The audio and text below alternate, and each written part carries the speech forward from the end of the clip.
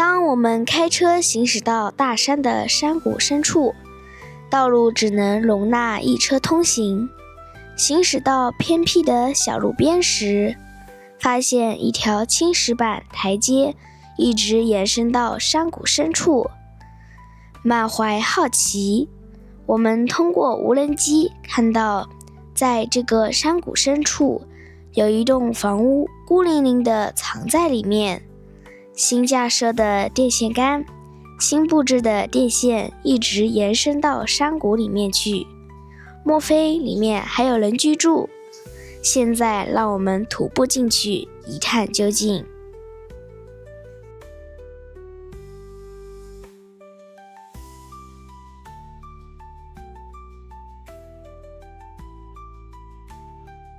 Hello， 大家好，我是安兰，祝大家朝朝有月，喜喜安兰。今天我又来到了湖南一座大山的山谷里面，大家听，还有潺潺的溪水声呢。看来这又是一个诗情画意的地方。刚刚我爸爸用无人机飞了一下，发现在这座山的山谷里面有一栋房子，孤零零的矗立在里面。现在就让我们沿着这条羊肠小道进去看看吧。嗨，大家好，我们准备徒步走到这个山的山谷里面去。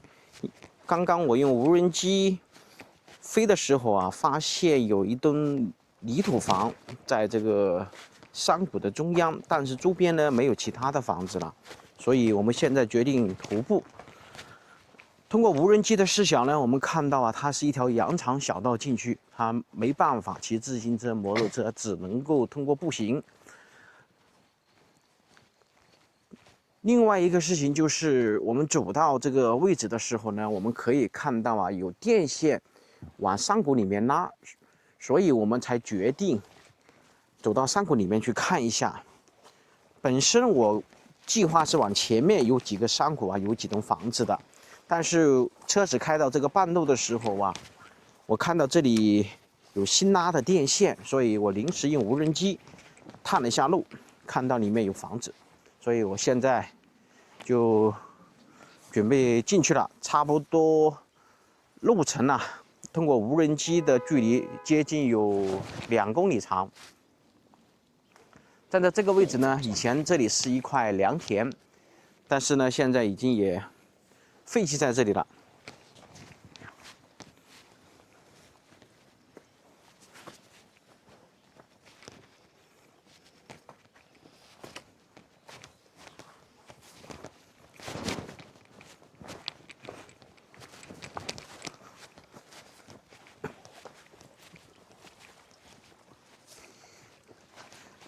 现在已经是寒冬腊月了，但是呢，这个山谷里面的山泉水啊，还是源源不断的从山谷的最深处流到这个山外面来。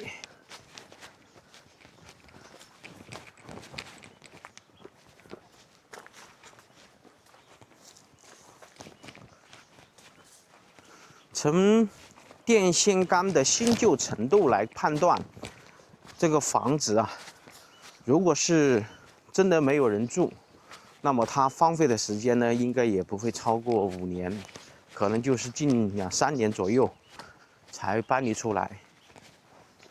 大家看，这里还有一些不认识的红果子。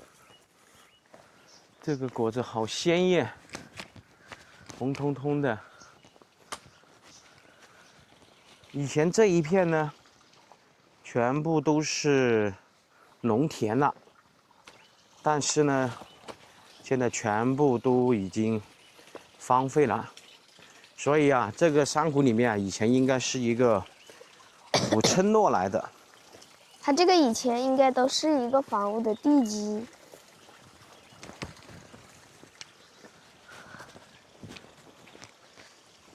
然后沿路，这里面呢有种叶，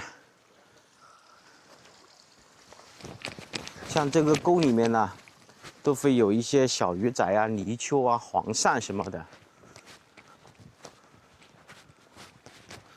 而且我们可以看到，这个道路的两边就有这种山下居民布的水管。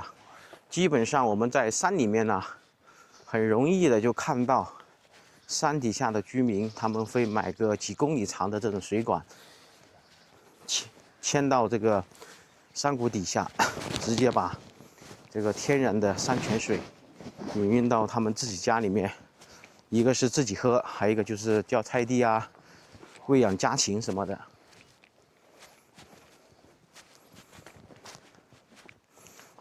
所以这个山谷里面呢，它是一个比较有历史的一个古村落了。现在就要看看我们有没有运气，能够遇到这个山谷里面的人，比如说这里砍伐树木的呀，或者在这里面养殖山羊啊、养殖牛啊的村民，看看有没有。这样子的话，我们就可能够更加清晰明了的能够了解到这座山谷里面的一些相关历史了。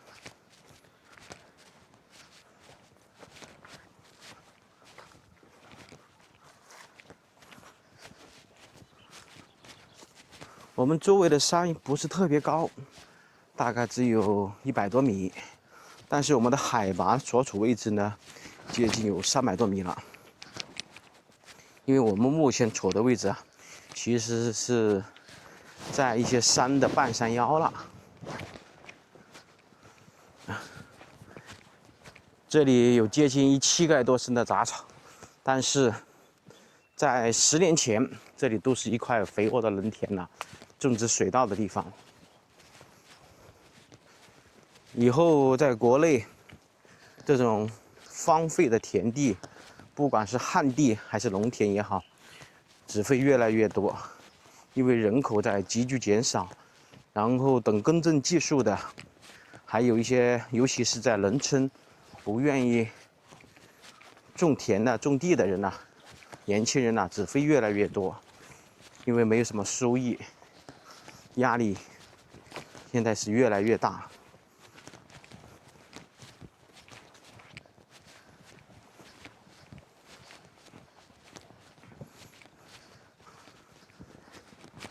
我们现在又是走到了这种乡间小道里面了。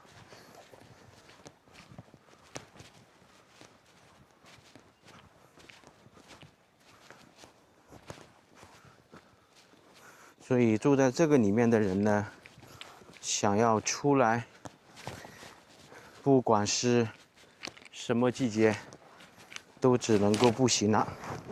但是下雨天要是走进来的话，那真的是一脚稀泥，没法走进来。2条道。好，这里是几个岔路，这里应该就是山下的人啊，跑到这山上面啊，砍伐这种沙树啊，或者一些有用的一些价值的树木。这条路呢，以前在这个山谷里应该是有人住的，只不过现在是看不到任何残垣断壁了，所以我们现在继续沿着右手边的这条路啊，继续走到山谷里面。因为我用无人机飞的时候啊，它是一直沿着山谷里面走的，而且上面的电线呢，也是一直往这山谷的最深处拉到里面去的。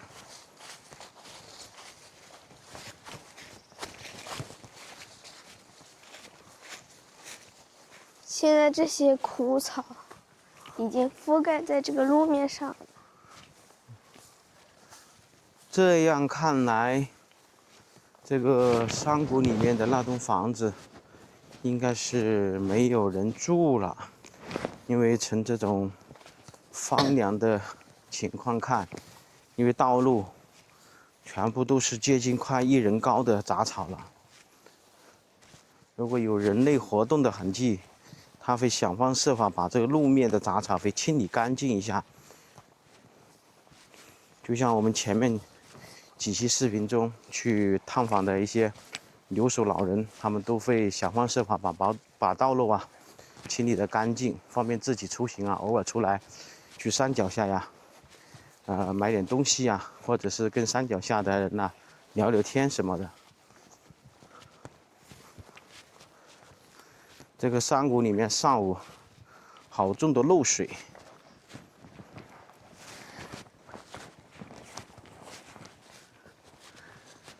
今天这个天气还算不错，天空的白云比较多。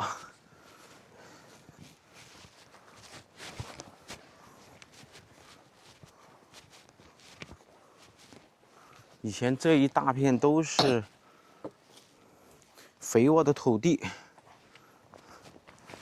这里看上去像是人为诚心搭的一个便民桥。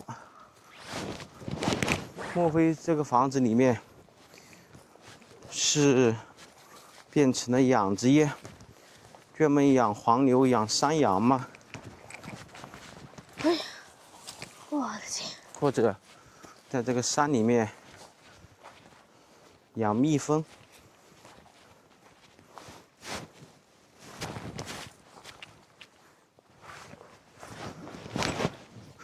我们就是在丛林里面圈售了现在这一节路。看到房屋了啊，看样子已经废弃了。这个房子看上去是废弃了。这里还有芭蕉。这个芭蕉树没有结芭蕉。左手边现在看起来这么深的草，以前都是田地。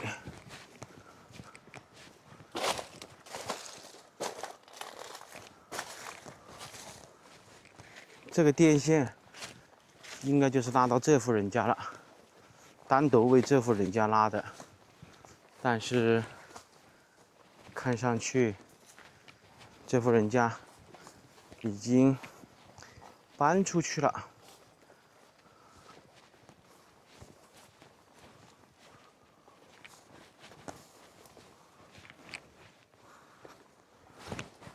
我在想，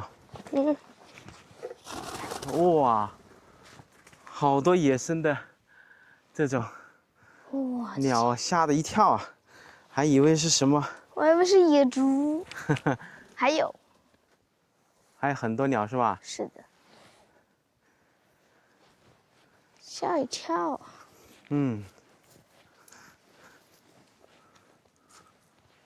是的，这个地方呢，以前这户人家到这个位置啊，还铺设了水泥地表。前面呢这一个地方呢，还架设了一个卫星锅看电视的。所以住在这个房屋的人呢，因为搬离的时间应该不会太久，上面我们还可以清晰的看到电表上的数字，而且这个电表还是新拉的。这么看来，这个房子废弃的时间不超过3年。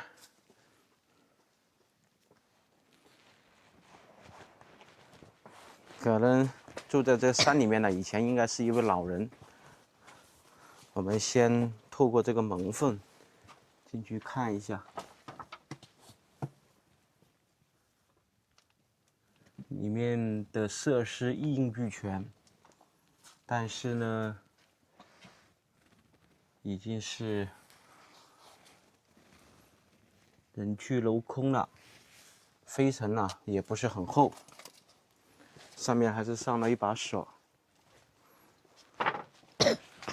然后走到这一侧，我们再看一下，这里是一个杂物间，里面还能够看到新购置的一些现代化设施的一些用品，所以这个房子荒废的时间啊，就在3年左右了。而且这个房子还是非常有乡镇特色的吊脚楼，在以前住在这个地方的人呢，他们可以在2层呐晒被子啊，夏天乘凉啊，冬天晒太阳什么的都可以。而且这幅房子的户型啊，还挺不错。我们站在这个房子这里，再看到前方，视野还是比较远的。而且呢，再看这个地方，往天空看，这个蓝天白云呐，真的风景美如画。如果是把眼前这些杂草啊给清理干净，再把这些田地啊全部开垦出来啊，是一个比较不错的地方。但是呢，摩托车啊、自行车啊，那就不用想了，只能够步行进来。当然，就在这个位置啊，唯一的不好有2个地方。第一个就是独门独户，只有这一户人家住在这里，安全性呢就要去考虑一下。第二个呢，在这个里面呢没有信号。我现在用的是中国电信和中国联通的，都没有信号，所以这个地方啊，可能只有中国移动有手机信号了。我们再围着这个房子的后面走一下看看。刚刚就是在这里，好多的鸟。这个位置以前它旁边还有一个房子，但是倒塌了。这个位置应该以前是烧火的地方，你看都熏黑了。这个位置啊，以前应该是一个厨房，但是这里被拆掉以后啊，就废弃了。这个位置呢，就是一个算是一个房间了，一个客厅，吃饭的地方。哇，从这里可以进去。这里是厨房，毛巾啊、锅碗瓢盆啊，什么都有。但是里面没有人，我们就不进去参观。这都还可以上去。这上面上去，主要就是山下的人走到山顶上去砍伐一些对他们有用的一些树木，像杉树、竹子。它这里种了好多的芭蕉。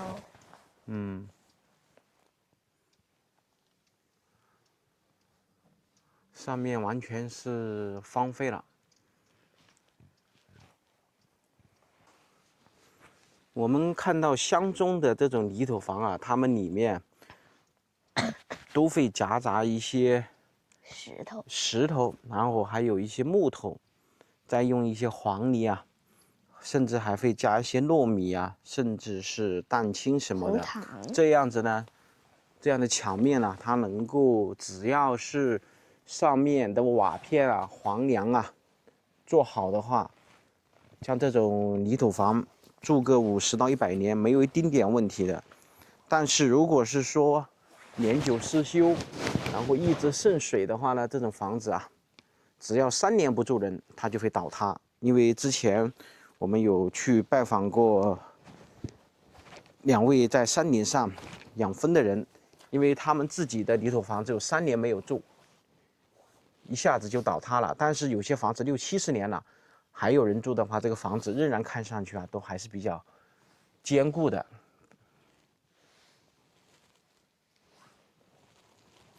你看这一家子，还有好多木材都没有要了，这些柴火，所以这个房子的主人离开这里时间不是特别久。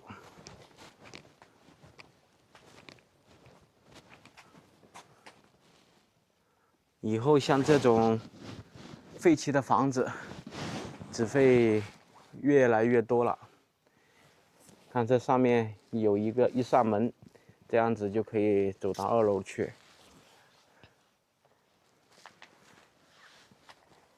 这晾衣架都还摆在这里。对了，这个晾衣架它是已经废弃了，走了。看它这个房子下面都是用石块做的墙角，看到吗？然后这上面你看都还有一些马蜂啊，所以在这个地方养蜂应该还算是不错的。好了，今天我们的运气看来又不是特别好，在这个山里面没有遇到本地的村民。刚刚我们沿着这个房屋啊走了一圈，我们发现啊，在这个房子旁边有2个特色。它这个轴筒不知道是做什么用的，第一次见。不知道看我们视频的朋友能不能帮我们解答一下。另外呢，这个房子这里啊，它做了一个木箱子，不知道起什么用途的，也是第一次见。所以啊，很多地方的特色呀，都需要当地的村民、当地人呢来疑惑解答，要不然我们就变得毫无头绪。这个房子，这个电线杆呢，哪怕是帮它拉伸到这个地方来，但是呢，已经没有人住了，就会显得比较寂静了。好吧，这个视频呢，我们就给大家分享到这里了。再好的房屋，再好的环境，只要没有人居住，那么就会显得很破败不堪。只要有人居住，那么这个房子就会显得比较有生机勃勃。不管怎么样，我们这期视频就给大家分享到这里了，感谢大家的收看，我们下期视频再见，拜拜。